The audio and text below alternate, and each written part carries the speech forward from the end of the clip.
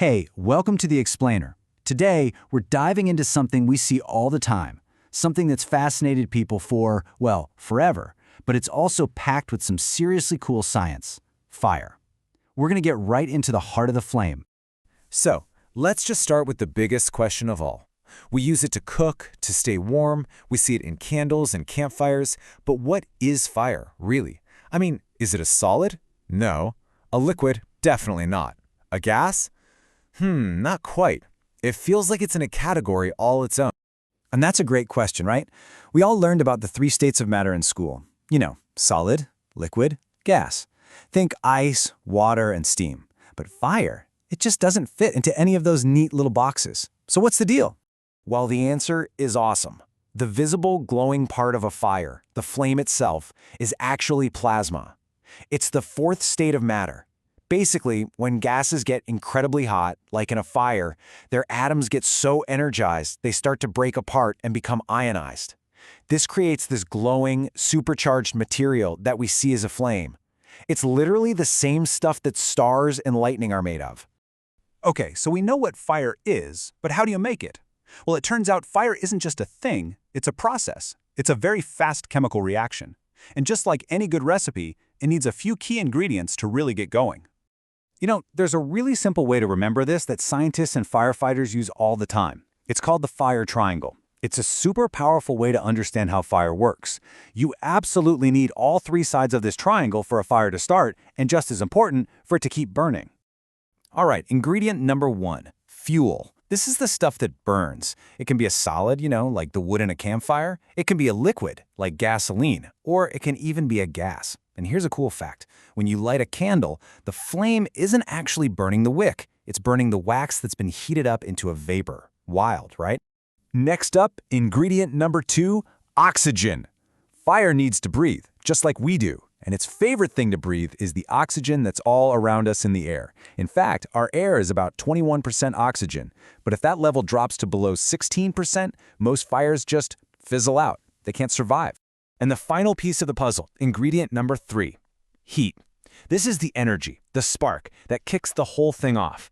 Every type of fuel has a specific temperature it needs to hit before it'll burst into flames. That's called its ignition point. It could be a spark from a match, the friction from 2 sticks, or the massive heat from a lightning strike. Now here's where it all comes together. That initial heat gets the fuel burning, but the fire itself then produces more heat. That new heat warms more fuel, which releases more flammable gas, which then burns, creating even more heat. It's this incredible self-sustaining chain reaction. It's why a tiny spark can grow into a huge fire so fast, as long as it has fuel and oxygen to eat. Okay, so we've got our recipe down. But think about it. Why isn't every flame the same color? Why does the flame on your gas stove look blue, while a cozy campfire is bright orange and yellow?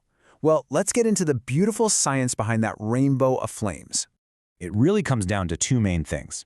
First, it depends on what's burning. Different chemicals give off different colors of light when they get hot. This is the whole secret behind fireworks. If you burn sulfur, you get a cool blue color. Strontium burns a brilliant red. But second, temperature plays a huge part. And this might seem backwards, but the coolest parts of a flame are actually red and orange, while the hottest parts are blue or even violet. And just look at the temperature difference here. It's huge.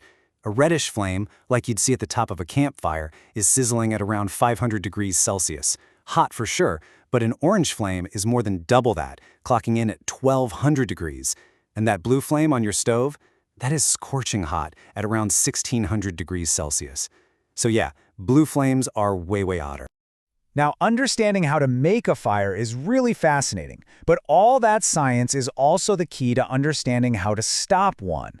This is where the science literally becomes the blueprint for fire safety. It all comes back to that fire triangle. To put out a fire, all you have to do is break the triangle. Take away just one of its 3 sides, and the whole reaction just stops. So when firefighters spray water on a fire, they're removing the heat. If you smother a small kitchen fire with a heavy blanket, you're cutting off its oxygen.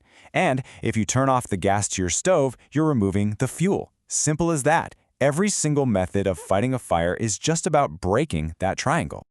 Whew, okay, we have covered a lot of ground pretty quickly here, so let's do a quick recap. Here are the 5 most important fire facts to remember from our little explainer today. Okay, number 1, Always remember the fire triangle. You need fuel, oxygen, and heat. Number 2, that glowing flame you see isn't a gas, it's plasma, the awesome fourth state of matter. 3, fire itself is just a super fast chemical reaction called combustion. 4, a flame's color tells you a story about how hot it is and what it's burning. And finally, number 5, and this is the most practical one, to stop a fire, you have to break that triangle. So there you have it. Fire is so much more than just a pretty light, isn't it? It's this complex dance between chemistry and physics, a powerful tool that literally shaped all of human history, and a force of nature that absolutely demands our respect. And really, understanding how it works, that's the first, most important step to using it safely. Ultimately, this isn't just a bunch of cool trivia. This is practical, potentially life-saving knowledge. Knowing about the fire triangle isn't just for a science test, it's for your safety. So I'll leave you with a question to think about. Now that you really know the science behind the flame, how are you going to use that knowledge to stay safe?